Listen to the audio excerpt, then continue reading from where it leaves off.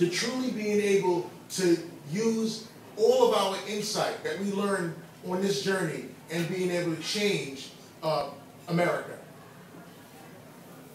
What I would say, and what I took with me leaving the record business and going to the advertising business and working with Fortune 500 companies, all the big companies that I work with now, was do not let the obstacles of your peers or you trying to fit in within the infrastructure of the culture of the company that you are now neuter what you have that's special.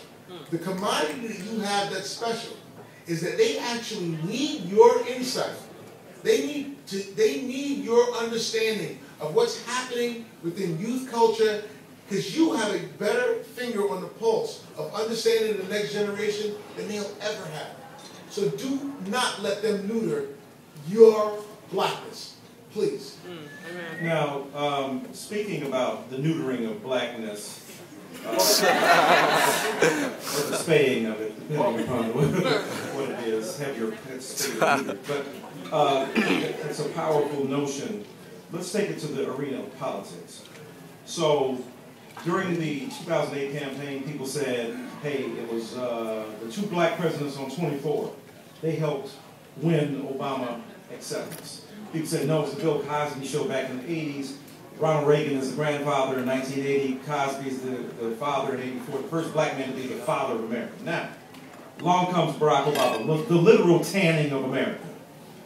But a lot of people don't give credit to hip-hop for opening up spaces of permission for white people to follow black intelligence wherever it might lead, and to accept the notion that a black person could be leader. Tell us about how hip-hop really created the groundswell for the Barack Obama victory. Yeah. What it did was, hip-hop allowed the next generation of white kids to be very open-minded about African Americans. They have gotten to a point where their parents fear.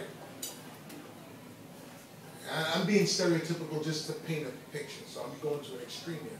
But they let their parents fear, they didn't let their parents fear, rather, affect their point of view on African Americans.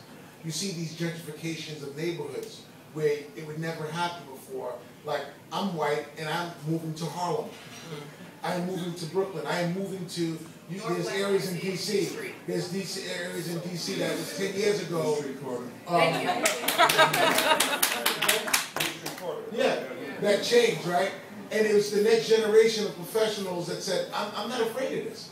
And hip-hop did a lot to make them feel that way, because they could look at a guy with a hat on and not automatically think that he's going to rob them. They understand why he's wearing a hat, because he wants to match his sneakers. He's wearing a hat because he just wears a hat, or he wears his pants baggy. That doesn't mean that he ain't got no money. Those images became understood as a result of hip-hop culture. It gave African Americans at least a playing field and a platform to express themselves, so they don't have to necessarily come across as these negative people 24/7 that dress a certain way because they have bad intent.